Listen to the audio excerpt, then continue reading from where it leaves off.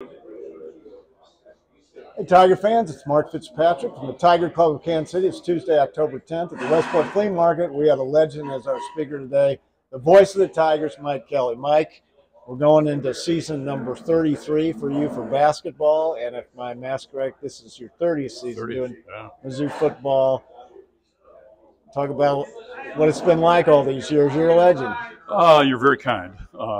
I don't know that I would use that word, but it's kind of you too. I've been blessed, Mark. You and I have been friends for a number of years. We've known each other for more than 20 years, and would I have ever envisioned this? No, I would not have.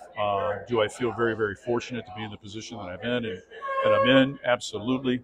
I've just been very, very blessed to do this for as long as I have and been able to interact with not only coaches and players, but folks like yourself who truly love this institution. Wow. Thank you. It's very kind. Talk about football. 5-1, great start to the season. Had a chance against LSU, but team's really shown some progress this season.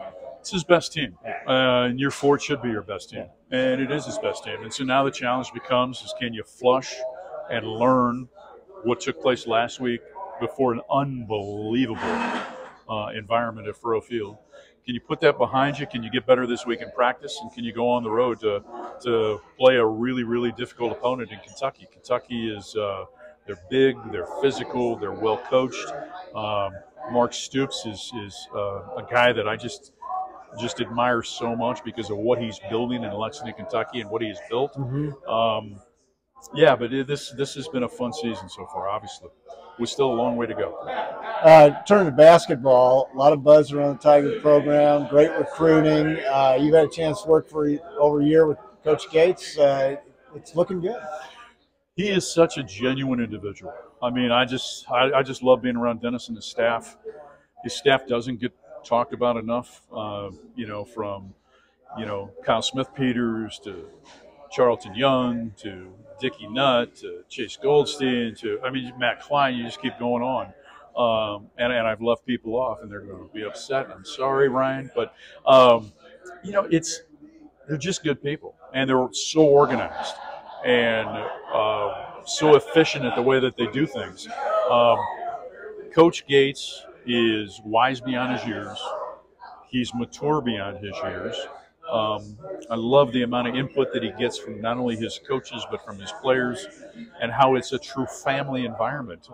There's a lot of talk about family, right? But when you're around this group, you see that they truly are a family, and he's able to mold them together with much different rosters very quickly. And that's the thing that's exciting about this year is we're going to see basically a whole new roster. Let's see what happens. Coach Pinkel was up here last month, spoke to us. Obviously, talked a lot about football, but he talked about Coach Gates and just raved about him. And it was really interesting to hear his comments. Because he's got a different perspective, right? As a former leader of a program, the all-time winningest coach of the football program. I just think Dennis is just one of those guys that he's going to impress. And look at his recruiting. Right. Like, you don't do that unless there's a genuine nature of your makeup, right? Or about your makeup. And so he's so impressive. We're fortunate to have him.